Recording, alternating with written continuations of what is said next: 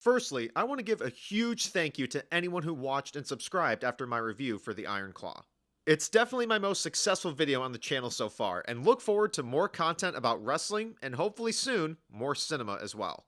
At the end of 2022, WWE seemed to have the best start of 2023 they could have. And you could say it's the same with this year, with them closing off the year with a gigantic return of CM Punk, and having some fantastic matches throughout the year. And honestly, one of their best run of pay-per-views from an in-ring perspective. This list was much harder to put together than most recent years for WWE, either pre or post Thunderdome era, with either premium live events or episodes of weekly television bringing us some memorable matches. Which means there are a lot more honorable mentions to get through, so I'm just gonna run through some of the highlighted ones from most early to most recent. Seth Rollins vs Logan Paul at WrestleMania Night 1, Roman Reigns vs Cody Rhodes WrestleMania Night 2, Sami and KO vs Roman and Solo at Night of Champions, both the men's and the women's Money in the Bank ladder match, Cody vs Brock at SummerSlam, Edge vs Sheamus on SmackDown in Edge's last WWE match, Becky vs Trish at Payback, Gunþi vs Chad Gable on Raw, Seth Rollins vs Drew McIntyre at Crown Jewel, and both the men's and women's War Games matches. And then, you can pick whatever else. But now, I'm Duke from Duke It Out, here to give you my top 10 WWE matches of 2023. Before I begin, please make sure to give this video a like and subscribe to the channel for more great wrestling content. Number 10, the Usos vs Roman Reigns and Solo Sikoa, Money in the Bank. Tag team matches really killed it this year, and the Bloodline Civil War is a prime example. This main event tag team match mixed a Roman Reigns epic with a much more personal story. Then when you top that all off with an amazing London crowd, it almost made it impossible for this match to fail. So many of the spots from this match called back to so many moments over the past few years, mainly relating to either Roman or Jay. And you had everyone on top of their A game with their selling, with terrific near falls and the build-up being expressed by all of them wonderfully. Then you get the cherry on top with Jey Uso getting the first pinfall on Roman Reigns in more than 3 years. Amazing ending that helped even more with the crowd. Number 9, the United States Championship Chamber match, Elimination Chamber. There's been a lot more negative discussions about Austin Theory compared to the beginning of the year, but at least he got to win one of the best chamber matches, possibly of all time. Everyone got their moments of dominance, with Montez Ford being the MVP of the match. And they used all of their particular perks to create some amazing spots that have multiple people a part of it at the same time. And as a personal note for me, getting a glimpse of Seth Rollins versus Johnny Gargano was a thing of beauty. Even with the Logan Paul interference, it still made sense with the story. And at the time, the result was exactly what it needed to be. Number 8, Bianca Belair vs Io Sky, Backlash.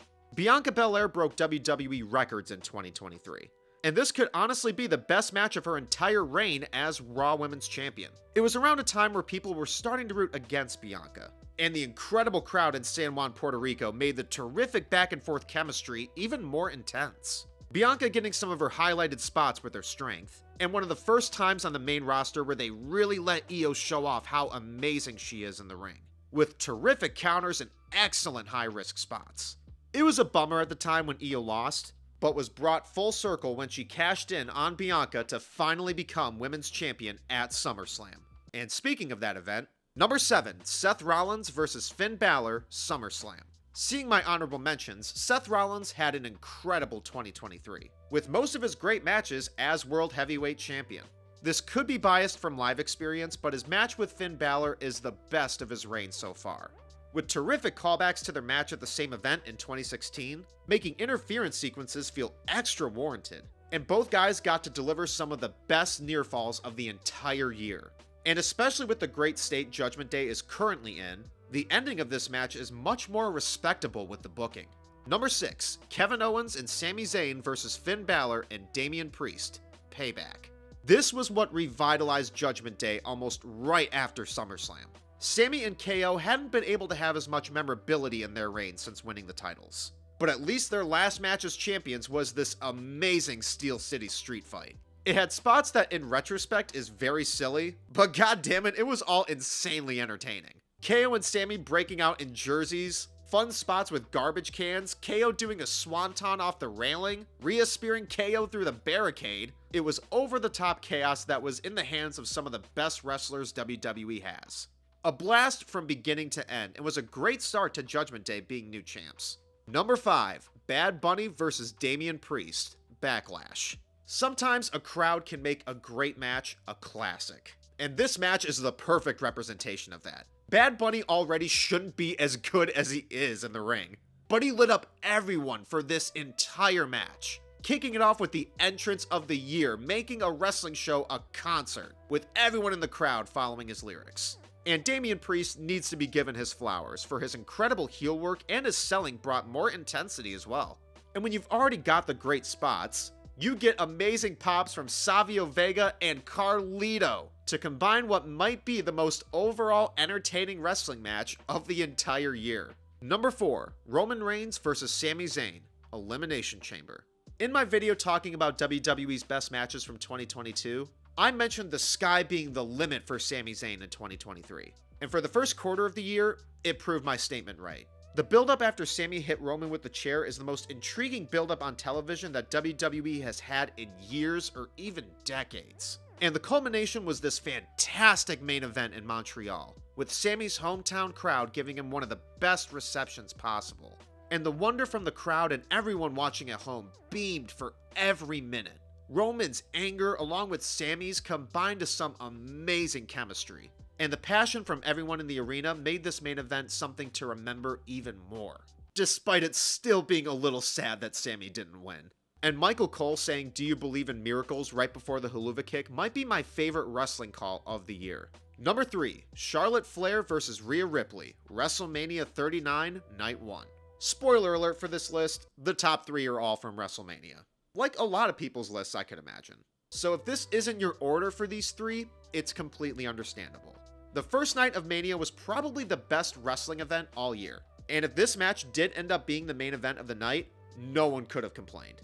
The chemistry between these two have been exploited many times, but both Charlotte and Rhea gave each other one of, if not the best singles match of their career here, using the best of their styles at their highest tier, and striking the hell out of each other to further elevate this match beyond anyone's expectations. That by the third act, it was really hard to guess the outcome. And Rhea's win was the rewarding tie on the ribbon.